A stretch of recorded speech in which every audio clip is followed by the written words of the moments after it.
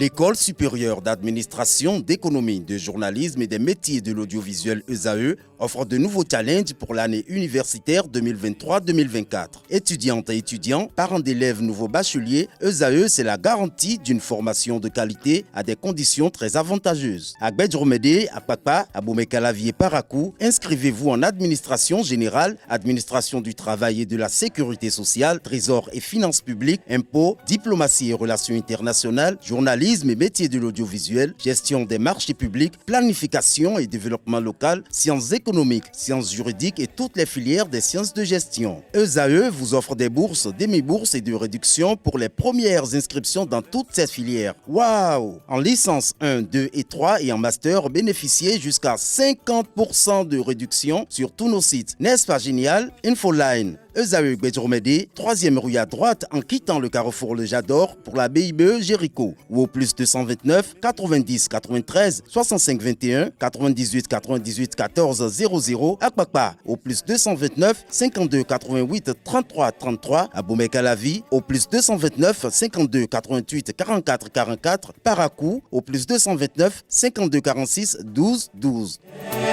ESAE, l'excellence à un an.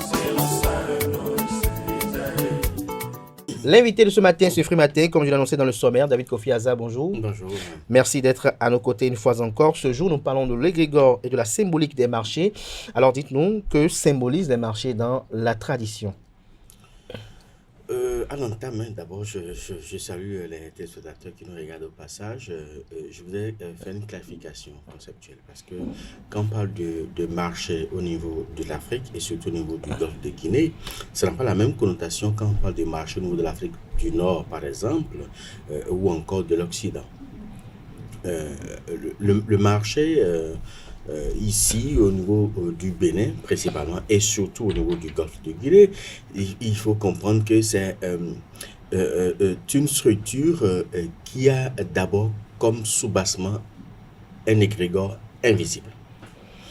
Et le marché, dans la tradition, est perçu comme un regroupement d'esprit, d'énergie et d'individus. Je dis bien un regroupement d'esprit, d'énergie et d'individus. Donc ça fait trois personnes, pour ne pas dire trois éléments qui entrent en ligne de compte. Donc, il y a les individus, il y a les esprits, et puis il y a les énergies. Quand on parle d'énergie, je parle de divinité. Donc, ici, il faut comprendre que le marché, ce n'est pas simplement un magasin où on va pour acheter. Or, dans la tradition, hier, on constitue, on crée, et on reçoit le marché même avant de construire les infrastructures. En d'autres termes, c'est-à-dire? En d'autres termes, il y a des structures spirituelles qui sont mises en place d'abord. Et c'est ça qui permet de dire un marché a été créé. Mais de nos jours... Mais quel est l'intérêt de cette structure spirituelle-là? L'intérêt de cette structure spirituelle, ce sont ces structures spirituelles-là qui constituent au fait ce qu'on appelle marché, ce qu'on appelle Ahi. Ahi, c'est un nom, une connotation, bien sûr, c'est une connotation d'agrégat. Ce n'est pas là où beaucoup de gens se retrouvent pour acheter ou pour vendre. Non, c'est au-delà de cela. C'est parce que c'est un regroupement de beaucoup d'esprits, de beaucoup d'énergie. Et maintenant, les individus viennent faire leurs affaires. Donc, ici, c'est qu'il faut comprendre que les sous-bassements d'un marché sont constitués des divinités. En l'occurrence, il y a le Ahilegba, il y a le Haïzan, chacun joue un rôle particulier. Hein. Il y a l'Ahilegba, il y a le Haïzan, il y a le Gou, et puis il y a le Dan. Donc, il faut ces trois divinités-là. Il faut le Ahilegba, il faut le Haïzan. C'est deux choses différentes. On va y aller par cas, j'y arrive. Quelle est la fonctionnalité du Ahilegba? Ahilegba, en fait, ça permet... Parce que quand vous savez, quand beaucoup d'individus se retrouvent quelque part, il y a souvent des frictions, il y a souvent des heurts qui s'opèrent, il y a des dissensions et il y a des divisions. Or, le rôle de l'Egba, c'est d'assurer la cohésion de ce beau monde-là qui se réunit pour que chacun y trouve son compte. Lui, c'est le rôle que lui joue. Il joue un rôle d'harmonisation des actes, des pensées et des individus. Et son rôle s'arrête là. D'où l'érection d'un Ahilegba. De Ahilegba. Et lui, il empêche... Le lègue pour le marché. Le lègue du marché. Le lègue du marché. Le lègue Voilà. du marché. Donc lui, il empêche qu'il y ait des affrontements, qu'il y ait des effusions de sang. Au sein du marché. Au sein du marché. Alors, après le Rilegba, vous avez pas du Nous avons le Haïzan. Haïzan, voilà. Haïzan, au fait, son rôle, c'est de compter tous ceux qui viennent dans le marché. Pourquoi? Lui, c'est son rôle. En fait, c'est comme le rôle que joue l'INSAE aujourd'hui. C'est le rôle là que joue Rilegba. En fait, Haïzan. Haïzan, pardon. Et il s'occupe de la statistique. C'est que chaque jour du marché, lui, il évalue le nombre de personnes qui sont venues pour voir par rapport au jour précédent, au jour du marché précédent, parce que généralement les marchés s'animent chez nous tous les 5 jours, il y en a d'autres tous les 6 jours, il y en a d'autres tous les 4 jours. Donc lui, il établit à chaque jour du marché les statistiques pour voir est-ce qu'il y a eu augmentation du nombre de fréquentations ou est-ce qu'il y a eu diminution. Au cas où il y a diminution, lui, il se met en mouvement avec la contribution dedans pour que le marché suivant, qu'il y ait plus de monde. Donc, il génère l'affluence. Voilà, lui, il évalue d'abord l'affluence pour voir si, est-ce que c'est bon, cette affluence-là. Au cas où l'affluence n'est pas conséquente, là, il se met en mouvement. Donc, lui, c'est son rôle. Et en dehors de ça, il assure aussi la fluidité des affaires. C'est-à-dire que pour que le courant passe entre les individus en matière de transactions. Et puis, son rôle s'arrête là. Et le dent? Le dent, lui, son rôle, c'est de permettre à ce que tous ceux qui viennent à l'intérieur du marché et la prospérité, puisque chacun trouve son compte. C'est-à-dire que quand on commence par réaliser des pertes dans un marché, la première conséquence, c'est que les marchands vont commencer par rester à la maison. Donc, ça va occasionner une diminution de l'offre. Et quand il y a diminution de l'offre, c'est qu'il y a forcément une diminution de la demande. Et là, dans se met automatiquement en mouvement pour assurer la prospérité de tous ceux qui injectent de l'argent, tous ceux qui investissent dans le marché. Et vendeurs et acheteurs. Et vendeurs et acheteurs, chacun doit pouvoir trouver son compte. Parce que celui qui vient acheter et qui doit aller revendre, s'il revend à perte, il ne reviendra plus dans le marché. Donc, ne joue pas son rôle.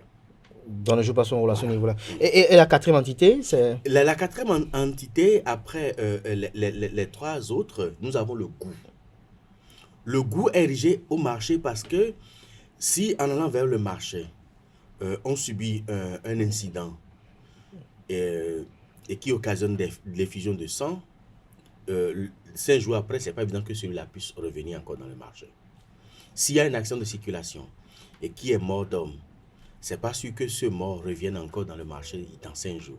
Donc lui, le rôle du goût, c'est de faciliter les allées et venues d'acheteurs, de vendeurs et même de contrôleurs, tous les acteurs qui interviennent dans la bonne marche du marché, lui, il assure leurs allées et venues pour que tout se passe bien à l'aller comme au retour.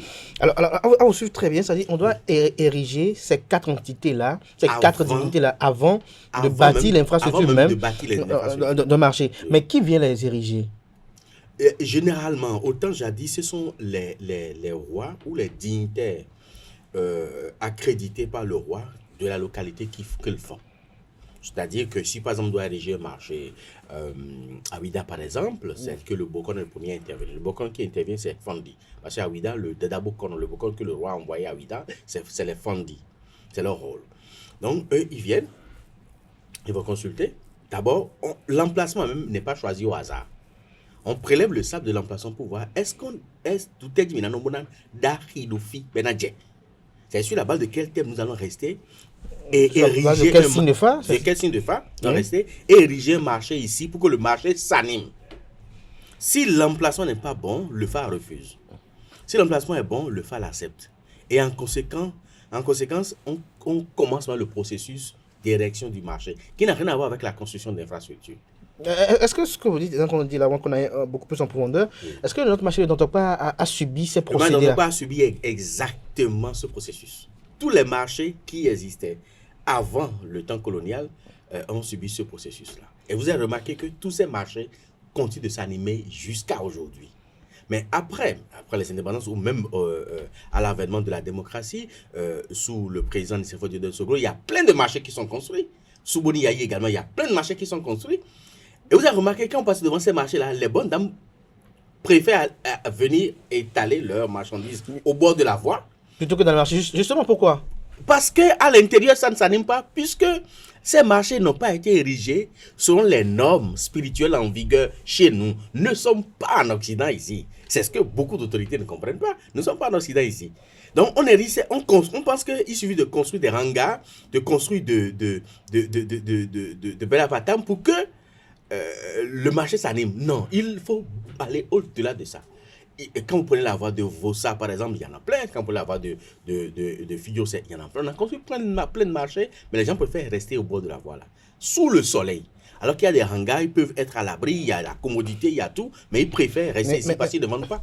Mais parce qu'ils ne vendent pas. Mais lorsque vous érigez ces 4 entités-là dans le marché, qui est le gardien de ces entités-là? Qui nourrit ces entités-là? Ou c'est tout Kudam? Non, pas du tout. L'autorité spirituelle locale désigne forcément un vaudounon qui passe le plus de son temps à l'intérieur du marché pour pouvoir vitaliser ces entités-là.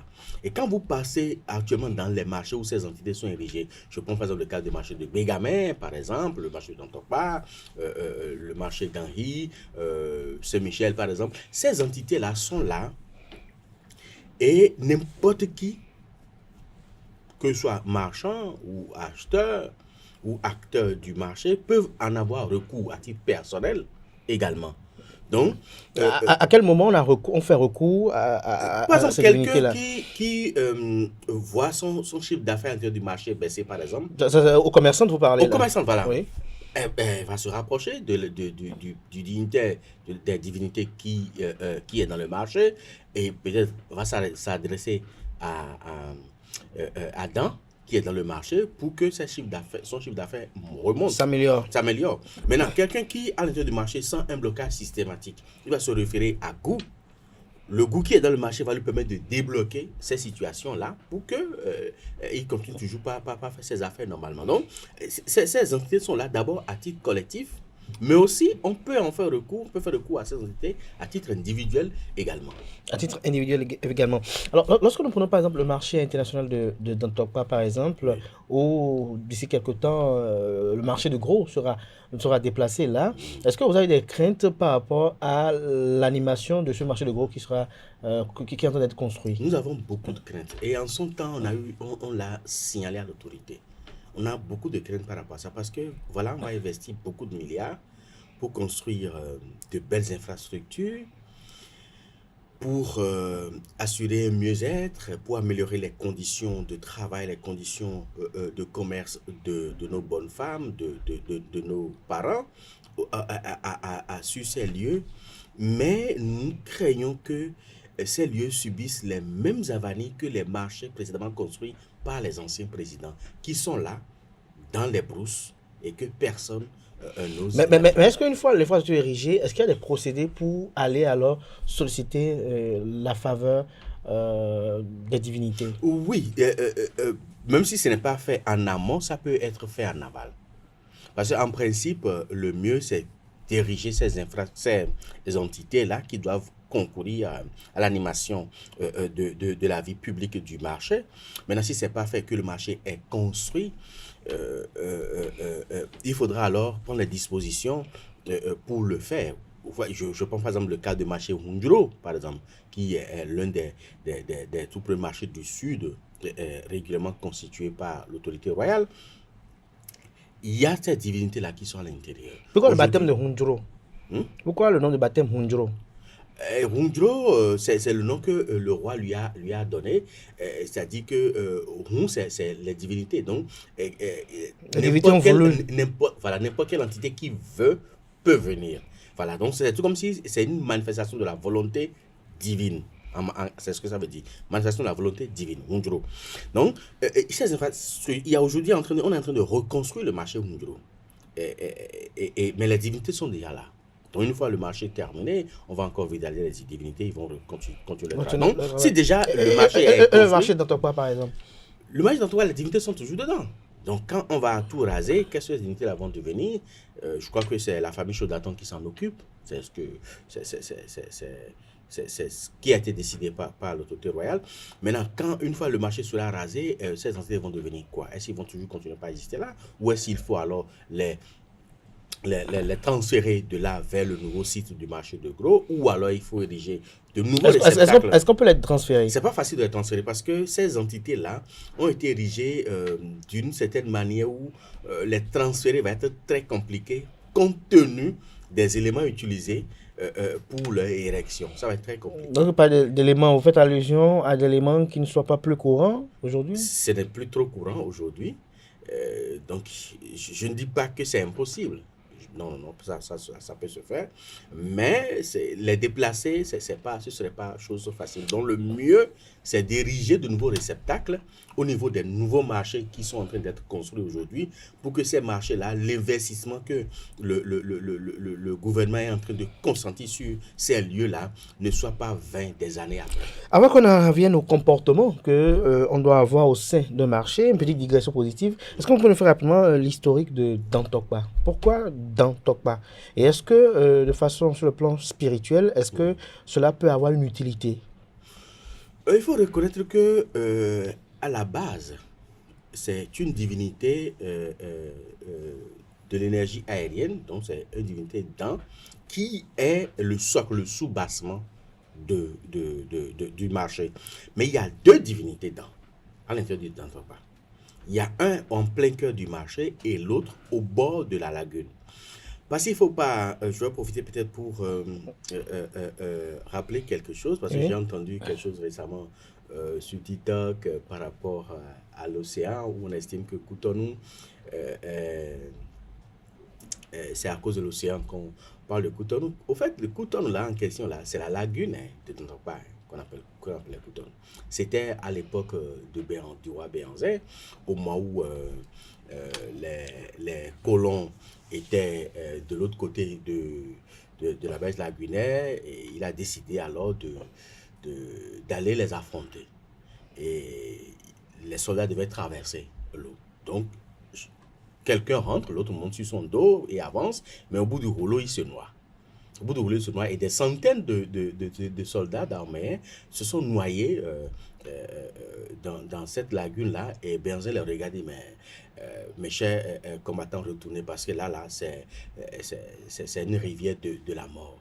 Toenion Kutoy. C'est là où le nom a commencé. C'est Béhanzin qui a donné ce nom-là, Toenion Kutoy. Et ils se sont retournés, et il a fait surgir une grande calebasse. Il a rempli la calebasse d'eau, et c'est avec ça qu'il a téléporté les soldats de l'autre, du côté d'ici vers l'autre côté. Il les a tous téléportés. Des milliers de personnes ont été téléportées en quelques minutes. Et il s'agit celui de mettre le pied gauche dans la calebasse et puis vous vous retrouvez de l'autre côté de la baie de la Guinée. Donc c'est comme ça qu'il a téléporté tous ces soldats pour affronter les Français. Donc c'est un marché qui n'est pas un marché ordinaire. Parce que au-delà du nom Dantokpa, qui n'est rien d'autre que le marché qu'on a érigé pour l'entité Dan, parce que ça n'a pas une autre connotation, mais c'est que c'est un marché qui a reçu beaucoup de coups. Quand on dit beaucoup de coups, et même jusqu'à aujourd'hui, on en a souvent souligné qu'au niveau de cette base lagunaire-là, il faudrait prendre des dispositions pour l'esprit des désincarnés qui ont péri là, pour défendre la patrie. C'est très important. Et tout cela, tout ça concourt à des événements parfois malheureux qu'on assiste à l'intérieur du marché d'Antokpa. Peut-être qu'en déplaçant le marché de là, on peut avoir un peu de satisfaction, un peu de soulagement quand des incidents qui surgissent. Justement, nous sommes dans le mois de décembre. Oui. On sait que c'est presque comme un rituel au marché d'Antokpa. Chaque année, il y a toujours un incident, parfois jusqu'à 2. Parfois, quand Dantokpa prend le relais, c'est Mr. Bo qui suit après. Est-ce qu'il y a un lien par rapport à la période? Non, ça là, je crois que c'est un autre phénomène. C'est un autre phénomène. Qui n'a pas de connotation spirituelle? Qui a de fortes connotations spirituelles. Je crois qu'en son temps, j'en avais discuté avec l'ancien DG de Sogema, Amar Gansé, en son temps. Je sais même aller dans son bureau, on en a discuté. Je lui ai dit, en réalité, ce qui se passe. Je vais vous expliquer. C'est que quand le feu brûle quelque part, il y a un rituel d'expiation qu'il faut forcément faire. Tant que ce n'est pas fait, de façon cyclique, le feu revient. Et quand ça a commencé avec l'avènement de Patrice Talon, je me suis déplacé pour aller à rencontrer le DG de la Sogema en son temps pour lui dire, il faut couper ce cycle-là. Sinon, ça va toujours continuer. Quand la décision qu'on va prendre, ça va toujours continuer. Parce que même si on enlève Dantokpa d'ici, les vibrations vont les poursuivre pour aller sur le nouveau site. Donc le mieux, avant d'enlever Dantokpa d'ici, c'est de couper ce pont-là. Parce que n'importe où le feu a brûlé et qu'aucune disposition n'est prise pour procéder à l'expiation, le feu revient. Vous pouvez prendre n'importe quelle disposition, le feu revient toujours. C'est pour ça qu'il faut toujours expier. Donc le mieux, avant même de déplacer, il faut expier tous ces incendies qui ont eu lieu dans Dantokpa pour que ces vibrations ne poursuivent pas la population pour le nouveau site qui est en train d'être construit. Mais lorsque le feu, lui, se manifeste, quel est le message qu'il envoie? Le message qu'il envoie, ça peut être un message de mécontentement.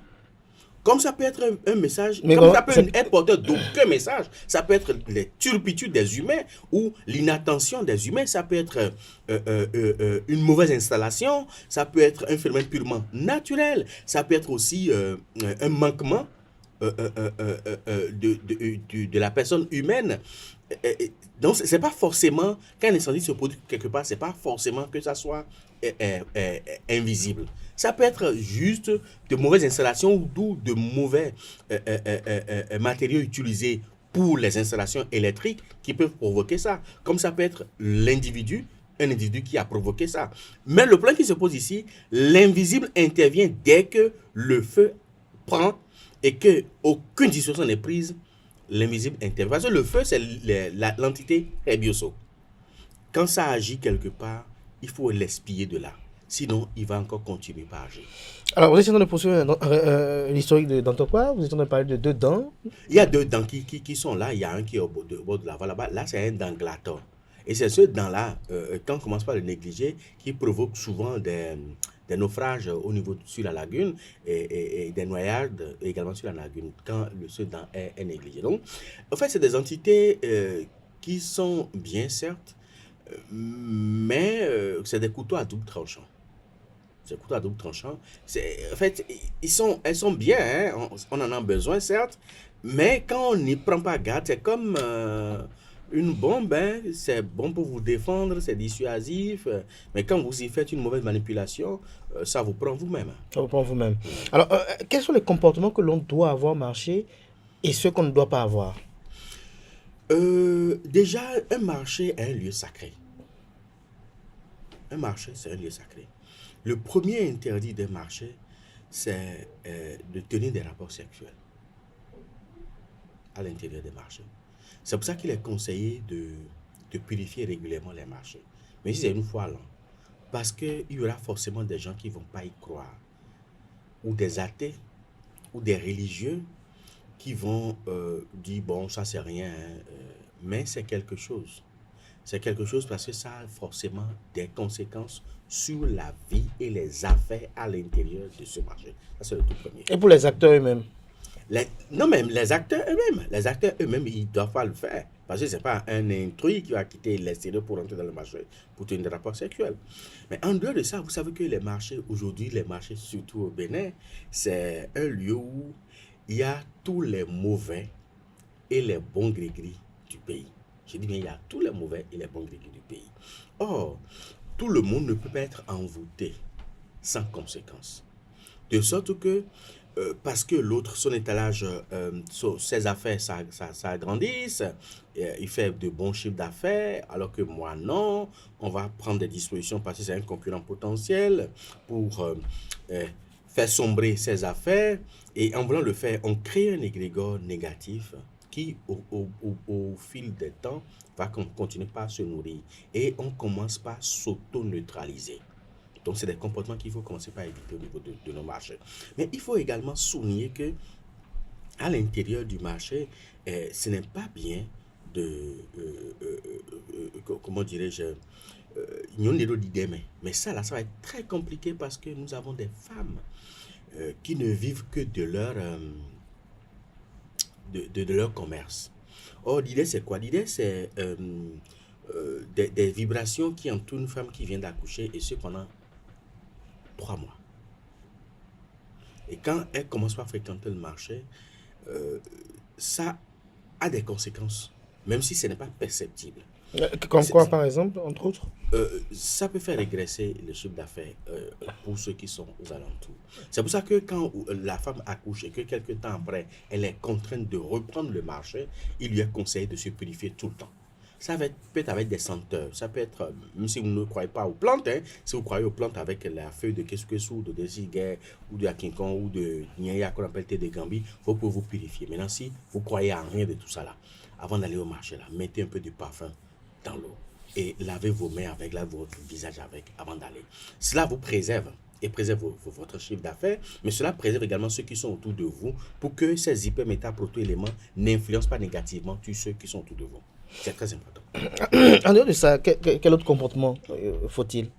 En dehors de ça, bon, je conseille rien du tout, hein, parce que vous savez, le marché... Est-ce que dans un marché, on peut faire un vœu? Oui, justement. Est-ce que au sein d'un marché, on peut exécuter des rituels propitiatoires? Non, il y a surtout les rituels d'expiation, de substitution. Ce n'est pas bon de le faire dans un marché. Parce que quand vous faites un rituel de substitution dans un marché, forcément quelqu'un, Oui. un usager du marché, Prends. va prendre le coup et cela lui sera forcément fatal. Donc, c'est pas bon de faire ça. Ce rituel peut être, le rituel de substitution peut être létal pour quelqu'un dans le Pour marché. quelqu'un. C'est pas bon. C'est pas du tout conseillé. Les rituels de conjuration de maladie, ce n'est pas bon Bon. aussi. Parce que quand vous conjurez la maladie chez vous et que vous devez ça dans le marché, ça va forcément suivre quelqu'un à l'intérieur du marché. Donc, ça peut être un proche de vous même, hein, que si vous avez des parents dans le marché, il faut faire très attention par rapport à ça. Maintenant, ce que je peux vous dire, c'est que forcément, un marché, c'est que chacun y va avec ses souhaits, avec ses vœux, de bien vendre. Si je ne vends pas, l'autre ne va pas vendre. Et ça, c'est de bonne guerre. Je crois que chacun doit pouvoir s'organiser en conséquence, utiliser ses savons de chance, utiliser ses parfums de chance, utiliser son sonnant, parce que c'est le sonnant que les gens utilisent, parce que quand le client vient et qu'on lui parle, il doit pouvoir acheter ça sans pour autant chercher à faire la différence de prix, de qualité à l'intérieur du marché. Donc quand on lui présente ça, il doit forcément acheter ça. Ce sont de bonnes guerres. Voilà, ce sont de bonnes guerres. Donc je dis, ben, ils peuvent le faire, hein, et voilà, parce que c'est la concurrence. Mais comme je disais tantôt, est-ce que on peut, dans le marché, exécuter des bains propitiatoires? Non, c'est pas bon. C'est pas bon. Est-ce que dans le marché, on peut faire des vœux? On peut faire des vœux, mais quand c'est des vœux de bonheur, Voilà. de bien-être, Voilà. de l'élévation, tout ça, on peut faire ça dans le marché. Mais quand c'est des vœux négatifs, quand tout des pas. rituels négatifs, ce n'est pas bon parce que forcément, ça va suivre quelqu'un. C'est bon de faire ces choses-là dans la brousse. Alors, lorsqu'on prend le marché, quel est l'égrégore qui anime le marché avec toute cette foule, tous ces personnages-là? C'est un égrégore connecté de plusieurs entités qui interviennent. Parce qu'il y a les défunts, comme je l'ai dit, des esprits qui interviennent, il y a les divinités qui interviennent. Maintenant, il y a aussi l'âme des humains. Parce que quand vous vous levez le matin, vous dites que mon Dieu, quoi qu'en soit le Dieu auquel vous croyez, ces égrégores-là de votre Dieu ou de tout ce en quoi votre credo, tout ça concourt et vous suivent dans le marché. Et tout ça fusionne avec l'égrégore. Et ça devient un égrégore connecté et au bout du rouleau, ça contribue au bien-être de tout le monde. Vous allez prier votre Dieu. Et quand vous allez rentrer dans le marché, votre Dieu a forcément aussi des gens qu'il aime à l'intérieur du marché, peut-être qu'ils ne l'ont pas invoqué. Et il va aussi travailler pour cela également. Alors, dernière question, David Kofi Azar, dites-nous comment jouir de cet égrégore-là pour un avenir prospère? C'est que de façon centralisée, on doit pouvoir responsabiliser quelqu'un qui doit officier au niveau de cet égrégore, nourrir régulièrement cet égrégore pour que le marché puisse bien s'animer et que les chiffres d'affaires de chaque acteur explosent et également que la surveillance spirituelle soit de mise au niveau de ces marchés, mais en toute discrétion parce que tout le monde ne croit pas en tout. Donc même si ce que je dis, si l'État central doit mettre ça en œuvre ou l'autorité locale doit mettre ça en œuvre au niveau des marchés de nos communes et de nos arrondissements, il faut que ça se fasse dans la discrétion et dans le respect de la foi des autres. Merci à vous, David Kofi Azar. Un mot à l'endroit de nos femmes du Je marché. voudrais juste les remercier. Nous sommes déjà vers la fin de l'année. Je vous prie pour les rituels de substitution, d'expiation, propitiation, tout ça. Il faut le faire dans les brousses. Maintenant, nous sommes également en période de fin de marché ou de fin d'année où il y a on espère faire de gains gros. Alors prenez vos dispositions, priez le Dieu de votre cœur, ou alors lavez-vous avec vos savons auxquels vous croyez, vos parfums, pour faire vos chiffres d'affaires, et que la fin de l'année soit prospère pour toutes nos bonnes femmes et nos parents qui commercent au niveau de nos différents marchés du Bénin. Et pour nous, les journalistes. Merci à vous, David Kofi Aza. Je rappelle que vous êtes prêtre de phare, président du Conseil national des cultes endogènes. Merci pour cet entretien riche d'enseignements. Chers amis, à présent, on installe Anel Dou pour la page des sports.